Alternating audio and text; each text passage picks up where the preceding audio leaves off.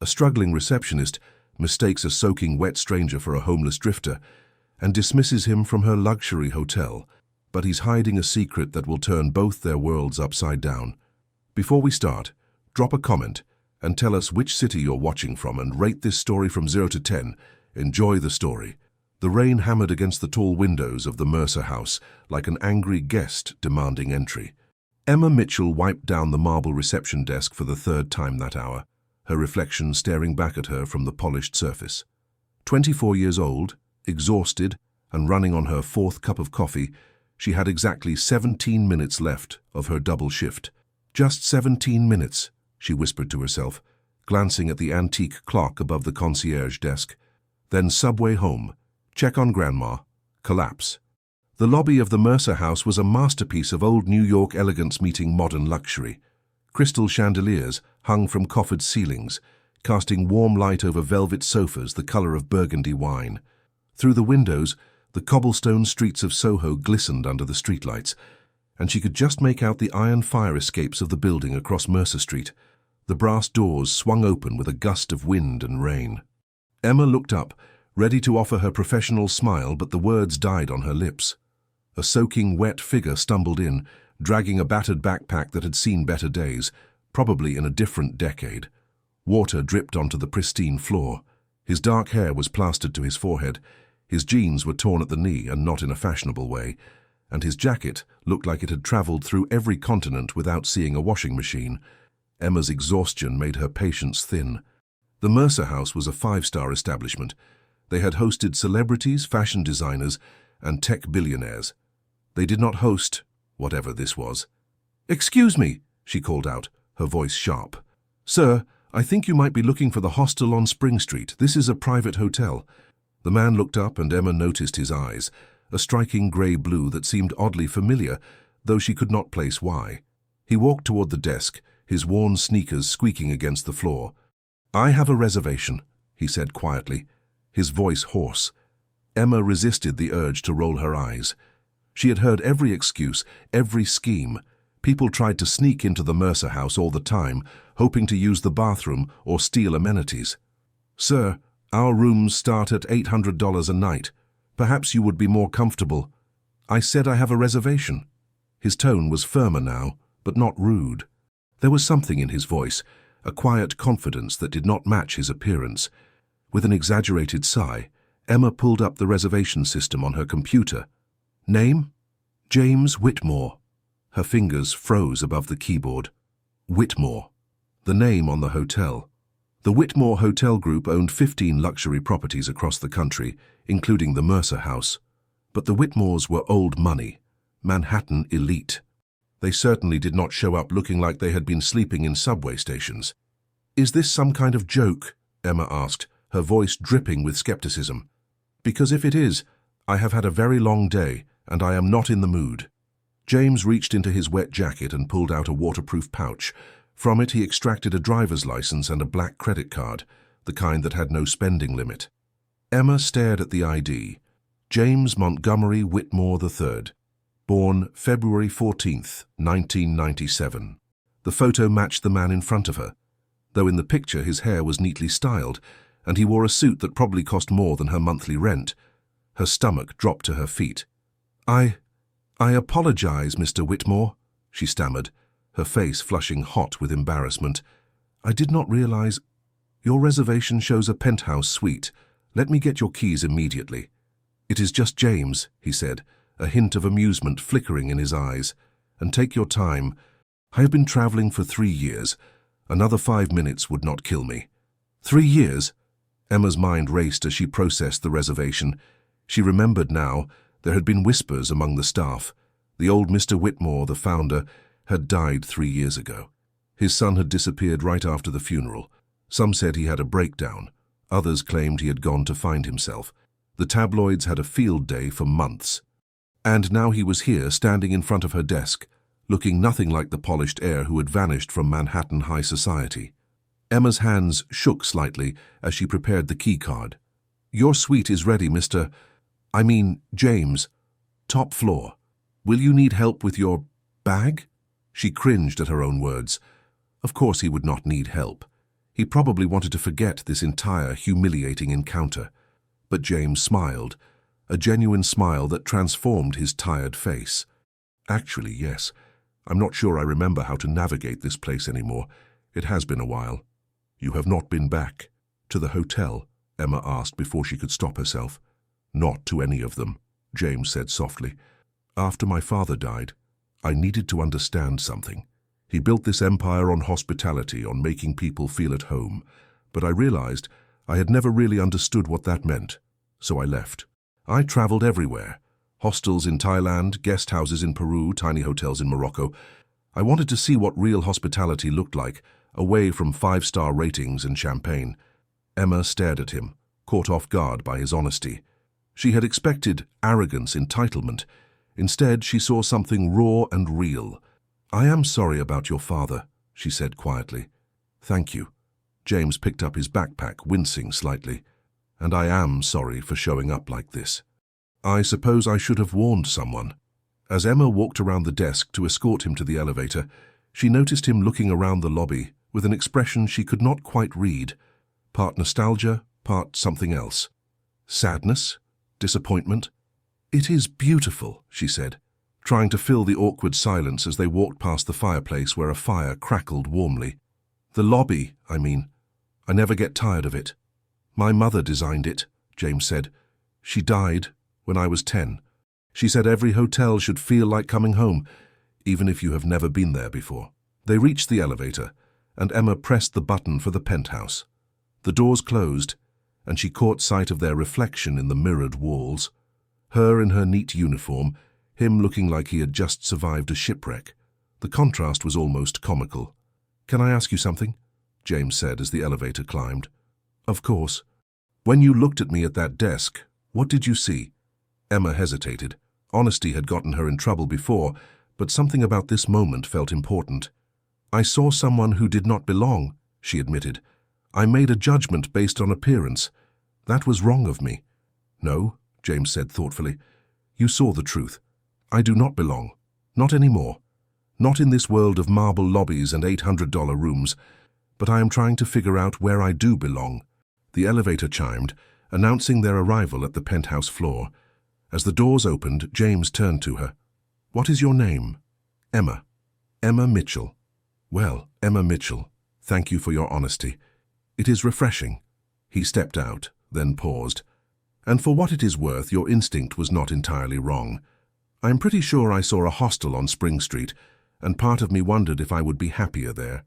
Before Emma could respond, he disappeared down the hallway, leaving wet footprints on the carpet and Emma standing in the elevator, wondering what had just happened. As the doors closed and she descended back to the lobby, one thought kept circling her mind. James Whitmore, heir to a hotel empire, did not seem to want to be James Whitmore at all, and somehow that made him the most interesting person she had met in years. Emma did not sleep well that night. Every time she closed her eyes, she saw James Whitmore's face, that mix of sadness and determination that did not match the spoiled, rich heir she had imagined. She had judged him, dismissed him, and he had responded with nothing but kindness. You are an idiot, Emma Mitchell, she muttered to herself as she prepared breakfast for her grandmother the next morning in their small apartment in Alphabet City. What was that, dear? Her grandmother, Patricia, looked up from her crossword puzzle, her reading glasses perched on her nose. Nothing, Grandma. Just talking to myself. Emma placed a plate of scrambled eggs in front of her. How are you feeling today? Old, Patricia said with a wink, but alive, which is more than I can say for half my bridge club. She studied Emma's face. You look tired.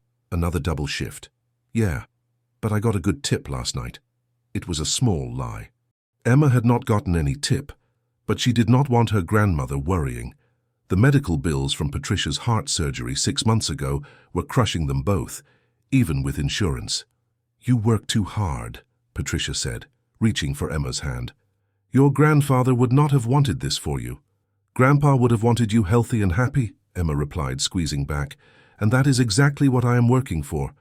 2 hours later, Emma pushed through the brass doors of the Mercer house, her heart doing a strange little flip as she wondered if she might see James again.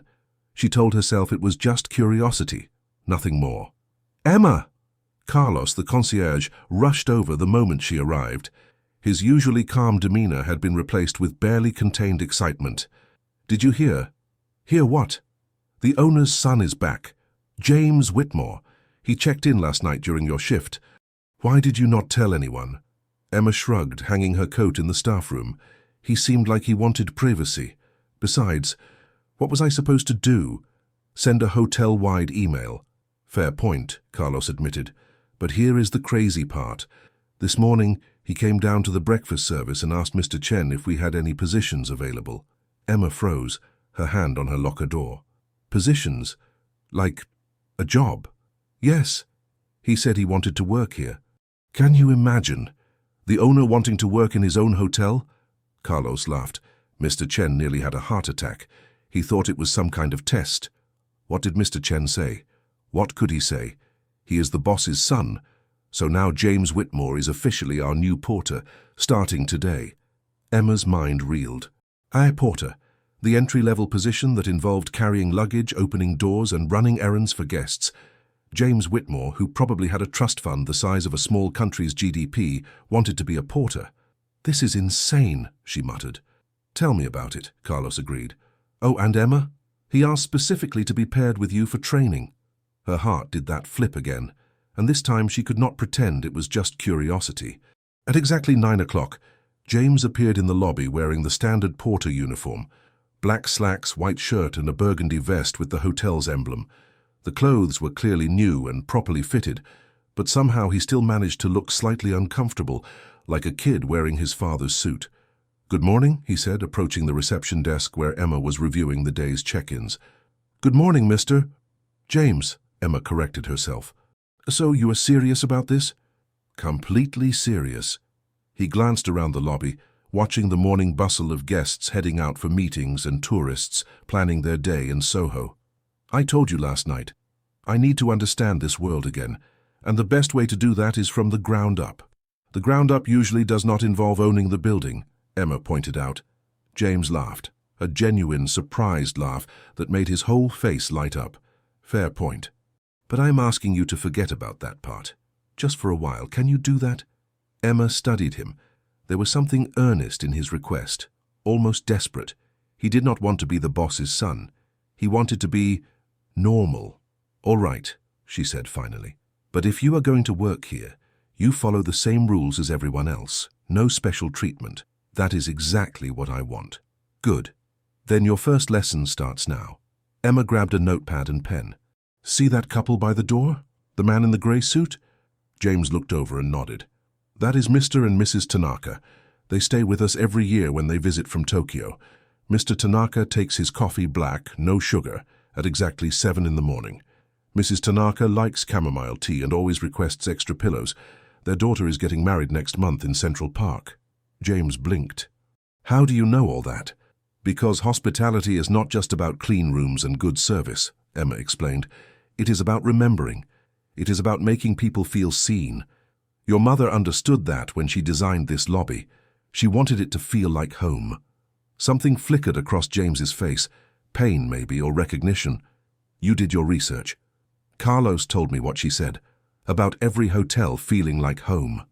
Emma softened her voice. She was right.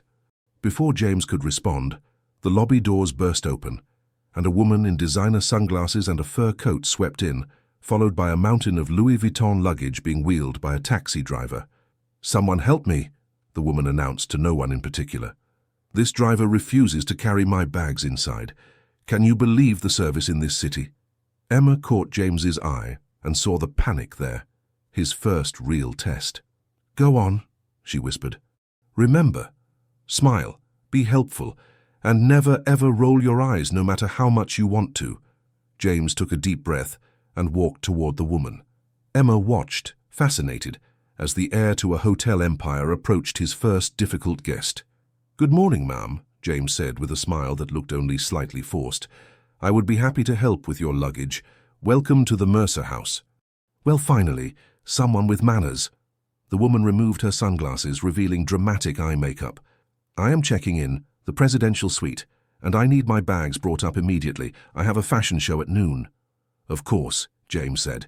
He turned to the pile of luggage and Emma could see him calculating. There were at least 8 large suitcases, 3 carry-ons, and several shopping bags.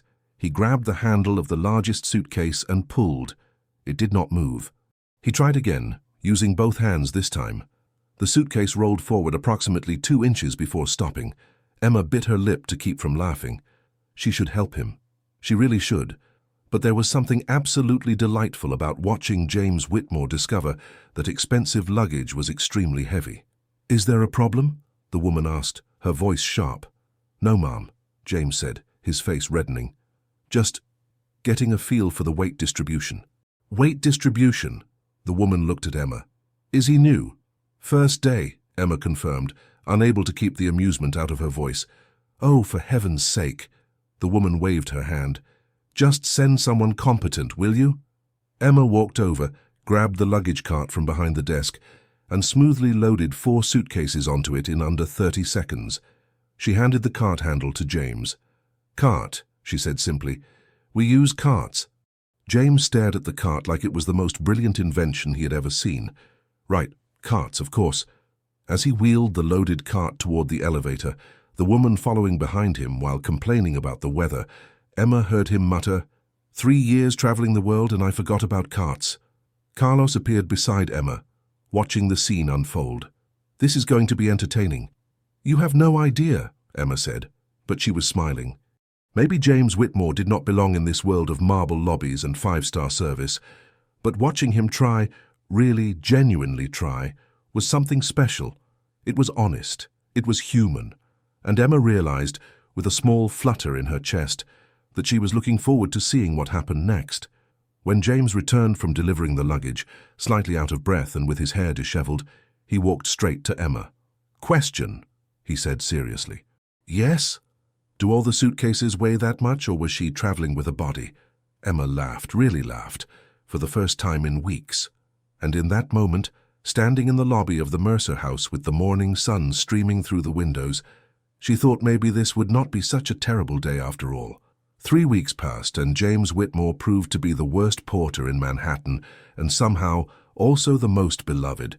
He mixed up room numbers, forgot which guest had requested what, and once accidentally delivered a honeymoon couple's champagne to a business conference on the 3rd floor. But he apologized so sincerely, listened so attentively, and tried so hard that guests found themselves charmed despite the mistakes. "He has something," Carlos observed one afternoon as they watched James help an elderly woman carry her shopping bags, even though that was not technically part of his duties. "I cannot put my finger on it." "He cares," Emma said simply. "Really cares. You can see it." What Emma did not say was that she had been watching James more closely than she should. She noticed how he remembered the names of every staff member, how he stayed late to help housekeeping when they were short-staffed, how he sat in the break room during lunch and actually listened to people's stories. And she noticed how sometimes, when he thought no one was looking, a deep sadness would cross his face, like he was carrying a weight no one else could see. It was a Thursday afternoon, usually slow, when James approached her desk with an unusual request. "Emma, do you have a break coming up?" She glanced at the schedule. "In about 15 minutes. Why?" "I need coffee. Real coffee, not the fancy espresso from our restaurant. And I was hoping you could show me where normal people in Soho go for coffee." Emma raised an eyebrow. "Normal people?" "You know what I mean." James leaned against the desk, lowering his voice. "I have been back in New York for weeks, but I have barely seen the city. Every time I try to go somewhere, I second-guess myself. What if someone recognizes me? What if the tabloids find out I am back? But then I realized, I am with you. No one looks at the porter. So will you help me remember what it is like to just be regular?" There was something vulnerable in his request, and Emma found herself nodding before she could think better of it. "All right, but we are going to my place, not some trendy tourist spot." "Perfect." 20 minutes later, they walked through the streets of Soho, the autumn air crisp and filled with the smell of roasting coffee and fresh bread. Emma led him down Prince Street, past the art galleries and boutique shops with their artfully arranged windows. "See that building?" Emma pointed to a cast-iron structure painted deep green. "That used to be a textile factory in the 1800s.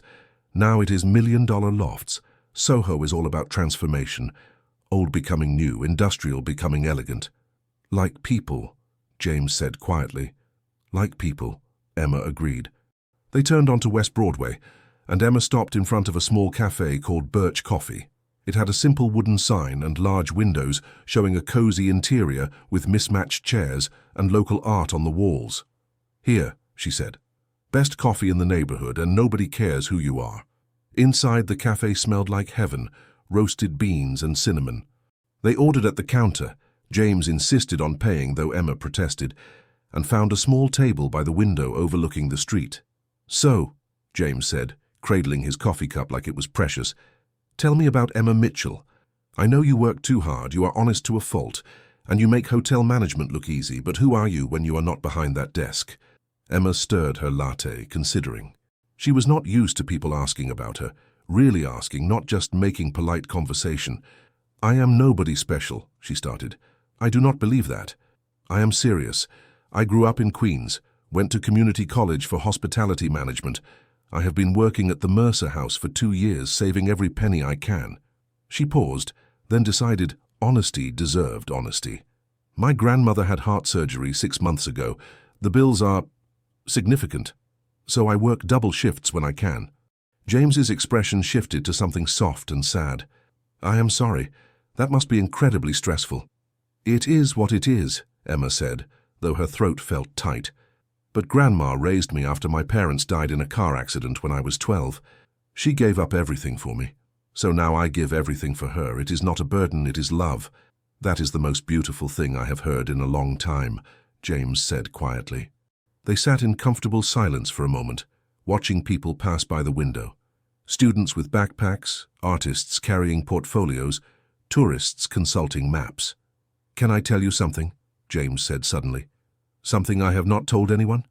"Of course." He took a deep breath. "When my father died, I was supposed to take over the company immediately. That was always the plan. James Whitmore III continues the legacy. But at the funeral, I looked around at all these people praising my father, talking about what a great businessman he was, how he built an empire." James's hands tightened around his cup. "And I realized I barely knew him. He was always working, always at some hotel or meeting. My mother died when I was 10, and after that it was just him and me, and this enormous company between us." Emma reached across the table and gently placed her hand over his. "So you left." "I ran away," James corrected. "I told the board I needed time to grieve, and then I just disappeared. I backpacked through Southeast Asia, stayed in hostels, worked odd jobs. I wanted to understand what my father had spent his life building, but from the other side, as a guest, not an owner." "And what did you learn?" James smiled, but it was bittersweet. "That the best hospitality is not about luxury, it is about connection. This woman in Thailand who ran a tiny guest house, she remembered that I liked my tea with honey. A hostel owner in Peru taught me to play guitar and invited me to his daughter's birthday party. They did not know who I was, and they did not care. They just saw a person who needed a place to belong. That is why you came back," Emma said, understanding dawning. "You want to change things. I want to honor what my father built, but make it better, more human." James looked directly at her, his grey-blue eyes intense. "And I need help from someone who understands what real hospitality means, someone like you." Emma's heart raced. "James, I am just a receptionist." "You are not just anything," he interrupted. "Emma, in 3 weeks I have watched you transform every guest's experience.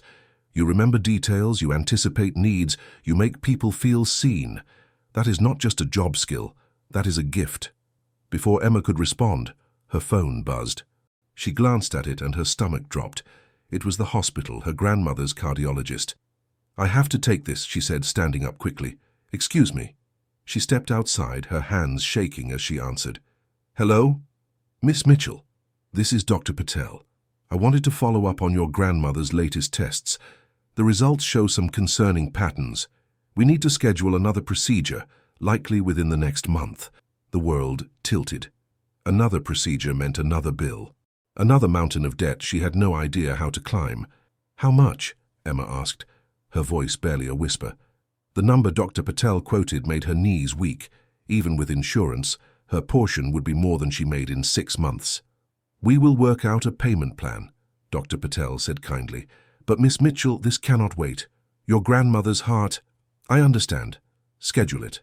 Whatever she needs." Emma hung up and leaned against the brick wall of the cafe, fighting tears. She was so tired, so incredibly tired of being strong, of working endless hours, of watching the woman who raised her suffer while Emma could barely afford to help. The door opened, and James appeared beside her. "Emma, what is wrong?" She tried to compose herself, to put on the professional mask she wore so well, but something broke inside her. Maybe it was the kindness in his voice, or maybe it was just that she had been holding everything together for so long. "My grandmother needs another surgery," she said, her voice cracking, "and I do not know how I am going to pay for it. I work all the time, James, all the time, and it is still not enough." Without a word, James pulled her into a hug. Emma stiffened for a moment, then let herself lean into him, let herself be held. He smelled like coffee and something clean and comforting. "We will figure it out," he said softly into her hair. "I promise you, we will figure it out." Emma wanted to believe him, but she had learned long ago that promises were easy to make and hard to keep. Still standing on a Soho sidewalk in the autumn afternoon, held by a man who was supposed to be her boss but felt like something else entirely, she let herself hope, just for a moment, that maybe, just maybe, things could get better. When they finally pulled apart, James looked at her seriously. "Emma, I know this is complicated, but I want to help. Please, let me help." "I cannot accept charity," she said firmly, wiping her eyes, "especially not from you." "It is not charity, it is—" James paused, searching for the right words. "It is what people do when they care about each other." The words hung between them, heavy with meaning neither was quite ready to acknowledge. Emma's phone buzzed again, this time a message from Mr. Chen asking where they were. Reality crashed back in. "We should get back," she said, "before we both get fired." James laughed. "I am reasonably sure I cannot fire myself. Maybe not, but I can definitely get fired." As they walked back to the Mercer house, something had shifted between them. The line between employer and employee, between rich heir and struggling receptionist, had blurred into something undefined but undeniable. And Emma knew with a certainty that both thrilled and terrified her that her life was about to change in ways she could not begin to imagine. The next 2 weeks felt like living in two different worlds. During the day, Emma and James worked side by side at the Mercer house, she at the reception desk, he carrying luggage and learning the rhythms of hotel life. They kept things professional, careful not to let their growing feelings show in front of the staff, but after shifts they would meet, sometimes at Birch Coffee, sometimes walking through Washington Square Park, watching street performers and chess players. Once James convinced Emma to go to the top of the Empire State Building at sunset, something she had never done, despite living in New York her entire life. "How is that possible?" James had asked, amazed. "When you grow up here, you never do the tourist things," Emma explained, staring out at the city bathed in golden light. "You are too busy surviving to appreciate the beauty." James had taken her hand then, just held it as they watched the sun disappear behind the skyline. Neither of them said what they were both feeling, that this was becoming something neither could control. Emma knew she was falling for him. How could she not? James was kind, funny in an awkward way, and genuinely interested in everything she had to say. But the secret he was keeping, his true identity as the owner, hung between them like a ticking bomb. She told herself she would enjoy this while it lasted, that someone like James Whitmore could never really be with someone like her.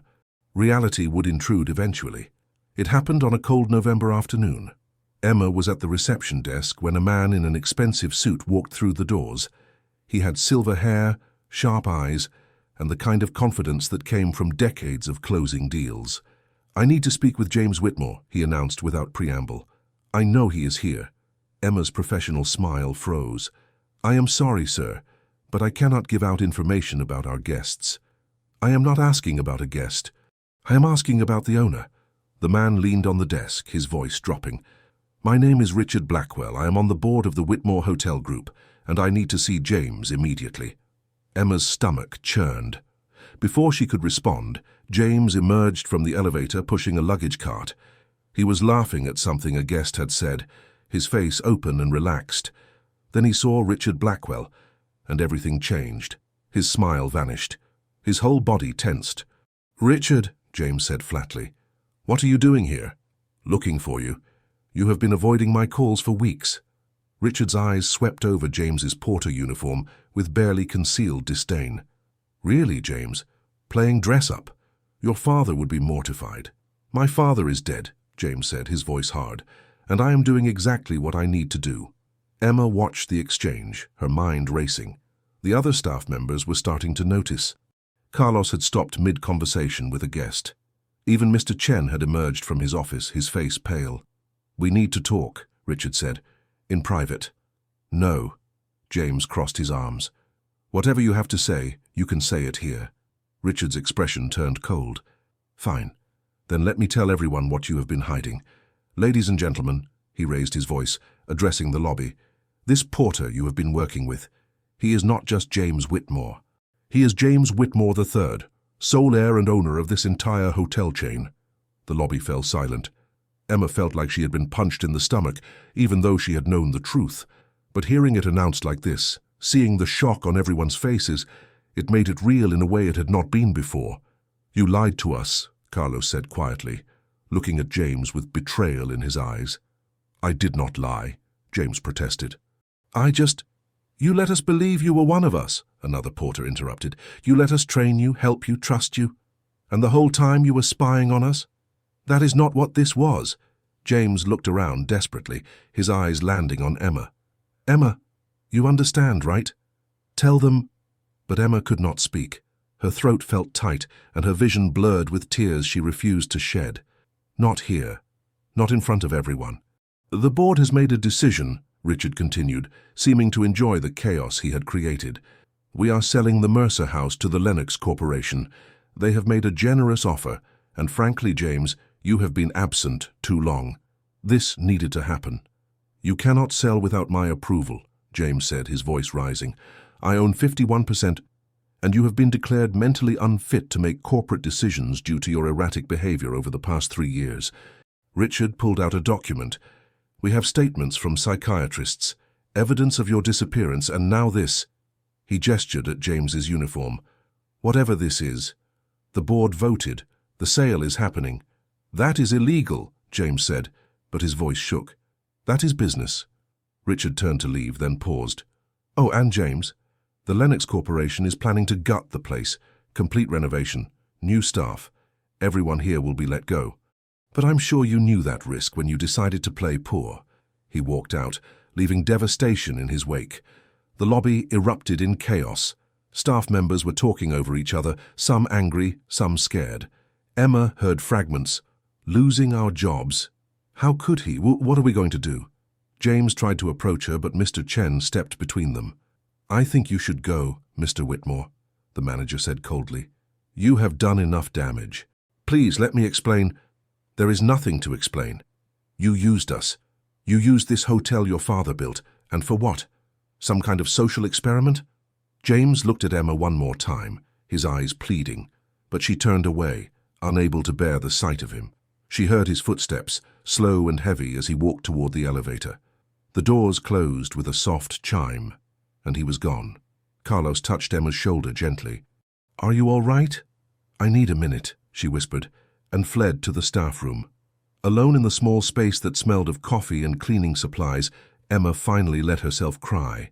Not just for the job she was about to lose, not just for the betrayal she felt, but for the loss of something she had barely allowed herself to hope for. She had been falling in love with James. Not James Whitmore III, billionaire heir, but James, the awkward porter who forgot to use luggage carts and stayed late to help housekeeping. The man who held her when she cried, who listened to her stories, who made her believe that maybe she deserved something good, but that James did not exist. He had been a character, a role, and Emma had been a fool to believe otherwise. Her phone buzzed. A text from an unknown number. "Please let me explain. Nothing between us was fake." Emma deleted it without responding. That night, Emma sat with her grandmother in their small apartment, the television playing softly in the background. "You are quiet tonight," Patricia observed. "Something happened at work?" "The hotel is being sold," Emma said dully. "We are all getting fired." Patricia set down her knitting. "Oh, honey, I am so sorry." It is fine. I will find something else. But even as she said it, Emma knew it was not fine. She needed that job. The insurance, the steady paycheck, the hope of eventually becoming a manager, all gone. There is something else, Patricia said gently. I can see it in your eyes. A boy? Despite everything, Emma almost smiled. Her grandmother could always read her. There was someone, but he lied to me. He let me believe he was something he was not. Did he lie about his feelings? Emma paused. She thought about James's face when he looked at her, the way he held her hand, the gentleness in his voice when he promised to help with her grandmother's medical bills. I do not know, she admitted. I do not know what was real. Patricia reached over and took Emma's hand. Then maybe you should find out, before you lose something that might matter more than pride. Grandma, he is a billionaire. I am a receptionist with crushing debt. We live in completely different worlds. Love does not care about worlds, dear. It only cares about hearts. Emma wanted to believe that, but as she lay in bed that night, staring at the ceiling of her tiny bedroom, she could not shake the feeling that some gaps were too wide to bridge. Her phone buzzed again. Another text from James. I never meant to hurt you. You have to believe that. This time Emma did not delete it, but she did not respond either. She just lay there, caught between anger and longing, between what she wanted and what seemed impossible. And somewhere across the city, in a penthouse suite overlooking Soho, James Whitmore sat alone in the dark, wondering how he had managed to lose everything that mattered in a single afternoon. Emma did not return to the Mercer house for 3 days. She called in sick, which was not entirely a lie. Her heart felt physically broken, and every time she thought about facing that lobby again, her stomach twisted into knots. On the 3rd day, Carlos showed up at her apartment. Emma Mitchell, open this door right now, he called through the wood. I brought bagels from Russ and Daughters, and I am not leaving until you talk to me. Emma opened the door, looking terrible in her pajamas with her hair in a messy bun. Carlos took one look at her and pulled her into a hug. Okay, you look worse than I thought, he said, guiding her to the small kitchen table. Talk. Between bites of bagel and sips of coffee, Emma told him everything. How she had known James was the owner from the beginning but had kept his secret. How they had spent time together. How she had started to fall for him. So you are not mad at him for lying, Carlos said thoughtfully. You are mad at yourself for catching feelings. I am mad at both of us, Emma protested. He should have told everyone the truth. And I should have known better than to think someone like him could care about someone like me. Emma. Carlos reached across the table and took her hand. I have known you for 2 years. You are the smartest, most capable person at that hotel. And from what I saw, James looked at you like you hung the moon. Rich or poor. That kind of look does not lie. It does not matter now, Emma said miserably. The hotel is being sold. We are all losing our jobs. And I have my grandmother's surgery to pay for. I need to focus on finding new work, not on some impossible romance. Carlos was quiet for a moment, then pulled out his phone. Before you give up completely, you should see this. He showed her a video that had been posted to social media. It was James, standing in the lobby of the Mercer house, and he was speaking directly to the camera. My name is James Whitmore, the video began.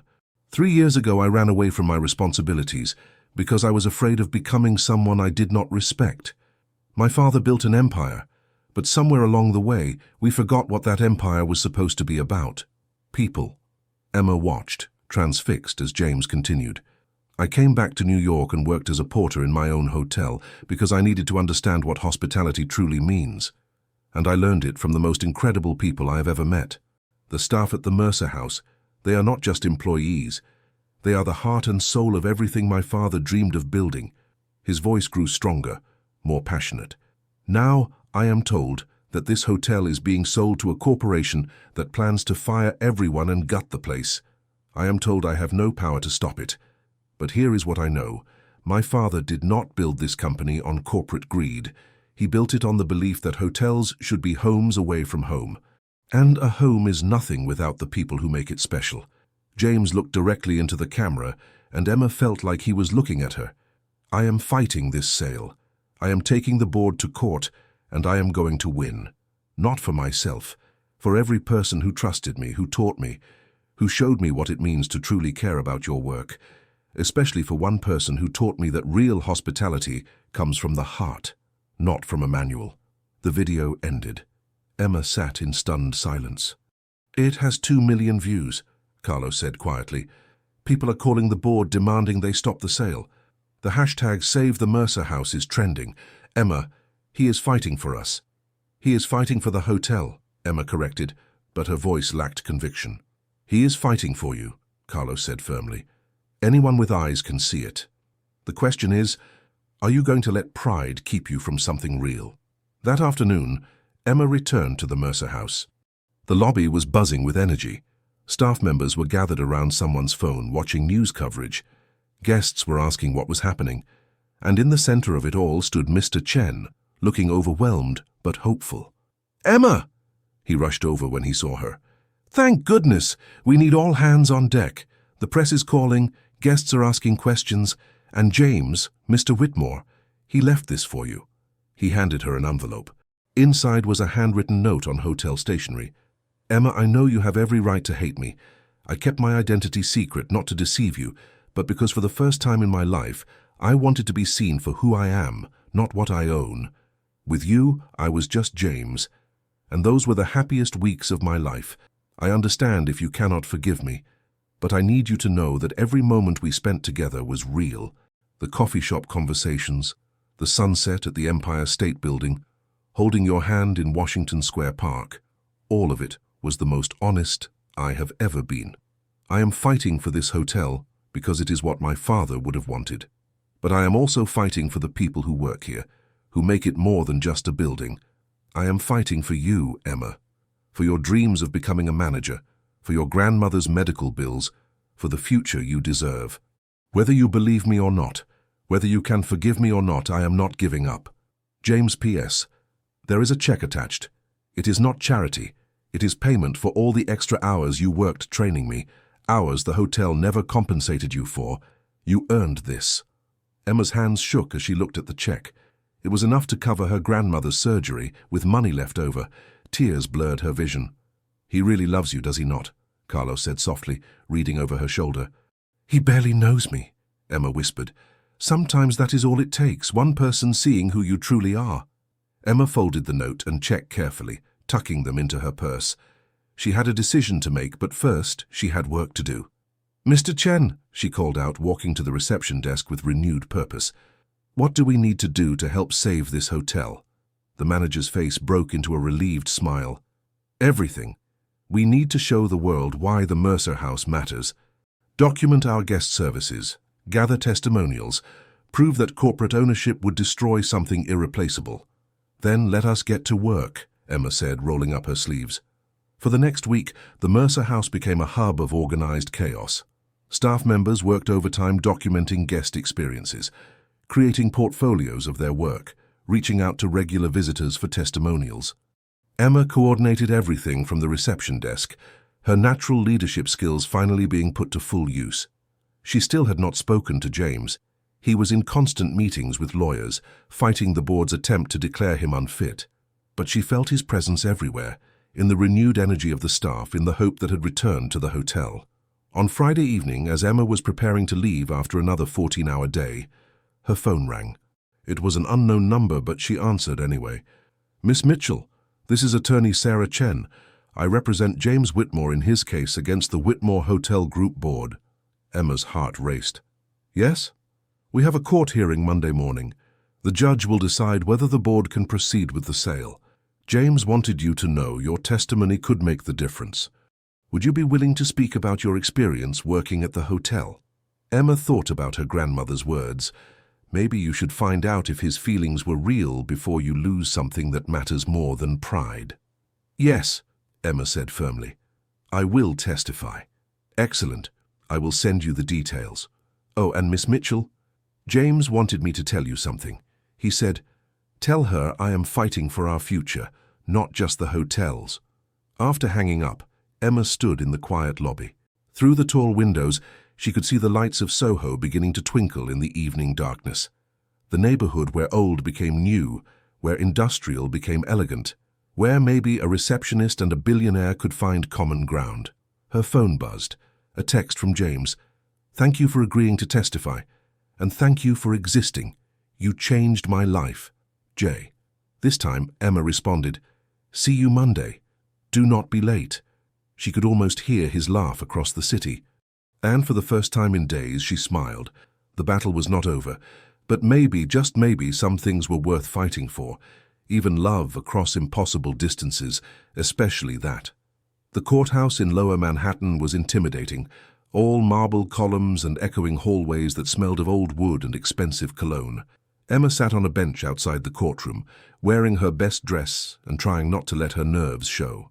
Carlos sat beside her, along with Mr. Chen and 3 other staff members who had come to support James. Across the hall, Richard Blackwell stood with a team of lawyers in suits that probably cost more than Emma's monthly rent. The courtroom doors opened, and Emma's breath caught. James walked out, flanked by his attorney. He wore a perfectly tailored charcoal suit, his hair neatly styled, and for a moment he looked like the billionaire heir she had forgotten he was. Then their eyes met, and he smiled, that same slightly awkward, completely genuine smile, and Emma remembered. Rich or poor, owner or porter, this was still James. The man who forgot about luggage carts, the man who held her while she cried, the man who was fighting an entire corporate board because he believed in something more important than profit. "Miss Mitchell," Attorney Sarah Chen approached her. "You are up after the lunch recess. Are you ready?" Emma nodded, though her stomach churned. "What do I need to say?" "Just tell the truth about your experience at the Mercer House, about what makes it special, and," Sarah glanced at James, who was pretending not to listen, "about why the people who work there matter." The courtroom was smaller than Emma had imagined from television shows. The judge, a stern-looking woman in her 60s named Judge Patricia Morrison, sat behind an elevated desk. Richard Blackwell and his lawyers occupied one table. James and Sarah Chen sat at another. Emma was called to the witness stand and sworn in, her hand trembling slightly on the Bible. "Miss Mitchell," Sarah began gently, "how long have you worked at the Mercer House?" 2 years. I started as a part-time receptionist and worked my way to full-time with additional responsibilities. Can you describe what makes the Mercer House unique?" Emma took a breath, thinking about how to put into words what she felt every day walking through those brass doors. "The Mercer House is not just a hotel," she began. "It is a home for people who are far from theirs. We have guests who return every year, not because we have the fanciest amenities or the newest technology, but because we remember them. Mr. Tanaka takes his coffee black at 7 in the morning. Mrs. Chen from San Francisco always requests extra pillows. The Hendersons celebrate their anniversary with us every October." She looked directly at James, finding courage in his encouraging nod. The founder, James Whitmore Sr., believed that hospitality was about connection. His wife designed the lobby to feel like coming home, and every person who works there, from housekeeping to management, lives that philosophy every single day.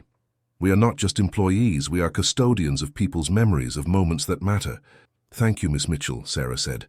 "Now can you tell the court about your experience working with James Whitmore III?" Richard Blackwell's lawyer stood.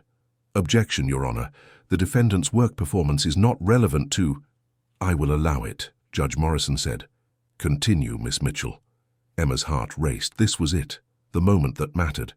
"When James first came to work at the hotel as a porter, I did not know who he was. I knew," she corrected herself, "but no one else did. And I watched him choose to learn from the ground up. He made mistakes, a lot of them." Soft laughter rippled through the courtroom. "But he never gave up. He stayed late to help when we were short-staffed. He learned every staff member's name, asked about their families, listened to their concerns." Her voice grew stronger, more passionate. "Some people might say he was playing a part, conducting some kind of social experiment, but I saw something different. I saw someone trying to understand his father's legacy from the inside. I saw someone who realized that a hotel is not just a building or a business, it is people. And when he learned that the board wanted to sell the Mercer House to a corporation that would fire everyone and destroy what his parents built, he did not walk away. He fought. He is still fighting." Emma turned to address Judge Morrison directly. "Your Honor, Richard Blackwell's team argues that James Whitmore is unfit to run this company because he spent 3 years traveling and working in the hospitality industry around the world. They say his recent behavior, working as a porter in his own hotel, shows poor judgment. But I think it shows the opposite. It shows a leader who understands that you cannot run a company about people without understanding people. That is not mental instability. That is wisdom. The courtroom was silent. Emma's hands were shaking, but she felt lighter somehow, like speaking her truth had lifted a weight she had not known she was carrying. "Thank you, Miss Mitchell," Sarah said softly. No further questions. Richard Blackwell's lawyer stood for cross-examination, but Judge Morrison raised her hand. "That will not be necessary, I have heard enough." She looked at the lawyers on both sides, then at James. "I will have my decision by end of day. Court is adjourned." The waiting was torture. Emma and the staff gathered at a small cafe near the courthouse, too nervous to eat but needing somewhere to sit. James stayed with his lawyers, preparing for whatever came next. At 4:30, Sarah Chen called. "The judge has made her decision. Everyone back to the courtroom." They rushed back, filing into the gallery with dozens of other supporters who had shown up. Former guests, hotel industry workers, even some local business owners from Soho who understood what losing the Mercer house would mean to the neighborhood. Judge Morrison entered and everyone stood. "I have reviewed the evidence presented by both sides," she began, her voice carrying through the silent room. "The board argues that James Whitmore III is unfit to lead the Whitmore Hotel Group due to his extended absence and unconventional recent behavior. They seek to proceed with the sale of the Mercer house to the Lennox Corporation." Emma's fingernails dug into her palms. "However," Judge Morrison continued, "I find that Mr. Whitmore's actions demonstrate not mental instability, but rather a thoughtful approach to understanding his family's business. Working in the hospitality industry to gain perspective is not evidence of incompetence. It is evidence of due diligence." Hope flickered in Emma's chest. "Furthermore, the board's attempt to declare Mr. Whitmore unfit appears motivated not by genuine concern for his well-being, but by impatience with his reform agenda. The psychiatric evaluations they provided are inconclusive at best, manipulative at worst." Richard Blackwell's face went red. "Therefore, I rule in favor of James Whitmore III. He retains full control of the Whitmore Hotel Group and all decision-making authority. The proposed sale of the Mercer house is blocked. The board's vote is nullified." The gavel came down, and the courtroom erupted in cheers. Emma found herself crying and laughing at the same time, hugging Carlos, hugging Mr. Chen, hugging complete strangers who had come to support them. Through the chaos, she saw James standing at his table looking stunned. Then he turned and his eyes found hers across the crowded room. Everything else fell away. They met outside the courthouse on the steps, the late afternoon sun painting the Manhattan skyline in shades of gold and amber. The rest of the staff had gone ahead to celebrate, giving them privacy. "You did it," Emma said, smiling through tears. "You actually did it." "We did it," James corrected. "Your testimony, Emma, you were incredible. The judge's face when you were speaking, I saw the exact moment she decided." They stood there, neither quite knowing what to say, the weight of everything between them. The lies, the truth, the impossible circumstances, the undeniable connection. "I am sorry," James said finally, "for not telling everyone who I was from the start, for putting you in that position, for—" "Stop," Emma interrupted. She stepped closer, close enough to see the flecks of silver in his grey-blue eyes. "I understand why you did it, and maybe I was not entirely innocent either. I knew who you were and said nothing. We were both protecting something." "What were we protecting?" Emma smiled. "The possibility of being normal, just two people getting to know each other, without all the complications." "I do not want to be normal," James said softly. He reached out tentatively, and Emma took his hand. "I want to be with you. I know it is complicated. I know we have so much to figure out, my position, your career, what people will say. But Emma, these past weeks working with you, talking with you, falling for you, that was the first time in my life I felt like I was where I was supposed to be." "James," Emma's voice caught, "I am not asking for forever right now," he continued quickly. "I am just asking for a chance, a real chance, with no more secrets, no more hiding. Just you and me figuring this out together." Emma thought about her grandmother's words. "Love does not care about worlds, it only cares about hearts." "I am a receptionist with student loans and medical debt," she said. "You are a billionaire hotel heir. People are going to talk. Let them talk. I have no idea how to navigate your world. I have never been to a charity gala or a board meeting. I have no idea how to navigate a normal relationship," James countered. "I forgot that luggage carts existed. We will figure it out together." Despite everything, Emma laughed. Then, because words seemed insufficient, she stood on her tiptoes and kissed him. The kiss was gentle at first, tentative, like they were both afraid this moment might shatter. Then James's arms wrapped around her waist, and Emma's hands found their way into his hair, and the kiss deepened into something that felt like coming home. When they finally pulled apart, both breathless, James rested his forehead against hers. "So is that a yes?" he whispered. "That is a... Let us take this one day at a time and see what happens," Emma said. "But yes, it is a yes." 6 months later, Emma stood in the lobby of the Mercer House wearing a new title badge, assistant manager. James had kept his promise to fight for her career, and she had earned the promotion through hard work, not favoritism. The hotel had undergone changes, good ones. James had restructured the board, implemented profit sharing for long-term employees, and established a hospitality training program funded by the Whitmore Foundation. The Mercer House was thriving, proof that business and heart could coexist.